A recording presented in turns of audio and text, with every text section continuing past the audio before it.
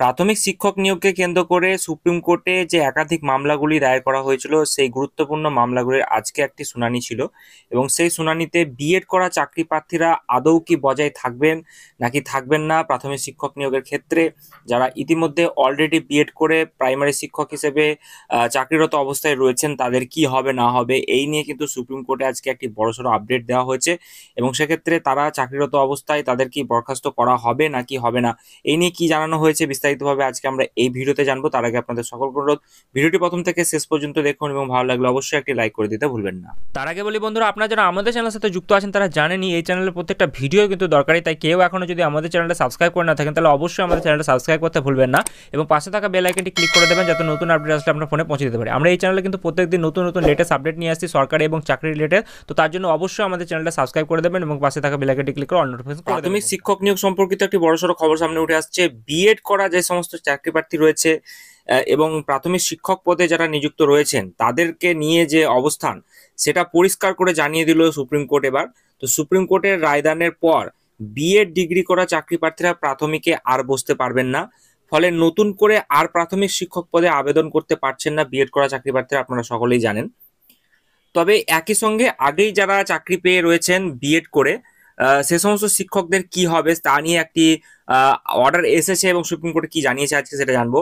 August 2023-এর আগে যারা B Ed দিয়ে প্রাথমিকে চাকরি পেয়েছেন তাদের যে চাকরি সেটা কিন্তু বৈধ বলে জানিয়ে দিল সুপ্রিম কোর্ট। প্রসঙ্গত উল্লেখ্য, আজকে সুপ্রিম কোর্টে বিএড ভার্সেস ডিএলএড যে ক্লারিফিকেশন মামলা ছিল সেই মামলার শুনানি ছিল এবং আদালত জানিয়ে দিয়েছে যে প্রাথমিকে 11/8/2023 অর্থাৎ 11ই আগস্ট 2023-এর আগে পর্যন্ত নিয়োগপ্রাপ্ত সমস্ত বিএড প্রশিক্ষণপ্রাপ্ত যারা রয়েছেন শিক্ষক, তাদের চাকরি যেটা রয়েছে সেটা কিন্তু বহাল থাকবে। অর্থাৎ তাদেরকে, এর আগে আপনারা অনেকবার হয়তো শুনেছেন যে তারা তাদের চাকরি কি বাতিল হবে কি হবে না, সেই নিয়ে যে মামলাটি দায়ের করা হয়েছিল সেই নিয়ে সুপ্রিম কোর্ট কি বলেছে সেটা আপনারা বুঝতেই পারছেন যে 11/8/2023-এর আগে পর্যন্ত যারা নিয়োগপ্রাপ্ত হয়েছেন প্রাথমিক শিক্ষক নিয়োগে বিএড করা ক্যান্ডিডেট তারা সকলেই কিন্তু এবার বৈধ থাকছেন এবং সেক্ষেত্রে তাদের যে প্রশিক্ষণপ্রাপ্ত যারা শিক্ষক রয়েছেন তারা কিন্তু চাকরিতে বহাল থাকতে পারবেন।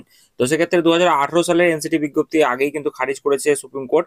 ওই বিজ্ঞপ্তি দিয়ে এনসিটি জানায় যে সারা দেশে বিএড প্রশিক্ষণ প্রাপ্তরাও হতে পারবে প্রাথমিক শিক্ষক, তবে নিয়োগের পর 6 মাসের একটি ব্রিজ কোর্স করতে হবে। তো সুপ্রিম কোর্টের বিচারপতি সঞ্জয় কিষান ও বিচারপতি সুধাংশু ধুলিয়া ডিভিশন বেঞ্চের রায়ের ফলে এই নির্দেশ কিন্তু খারিজ হয়ে যায়।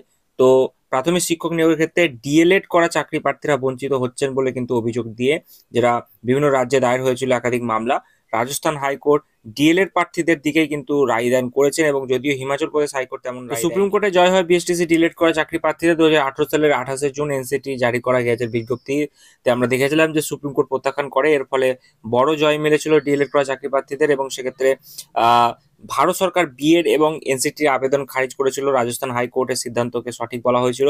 এই রায়ের ফলে বিএড করা চাকরি প্রার্থীদের প্রাথমিক শিক্ষক পদের নিয়োগ একরকম বন্ধ হয়ে যায়।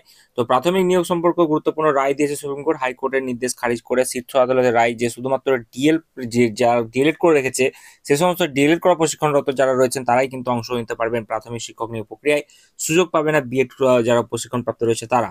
তো বিএড প্রশিক্ষিত চাকরি প্রার্থীরা উচ্চ বিদ্যালয়ে চাকরির জন্য আবেদন করতে পারবেন বলে নির্দেশে উল্লেখ করা হয়েছিল।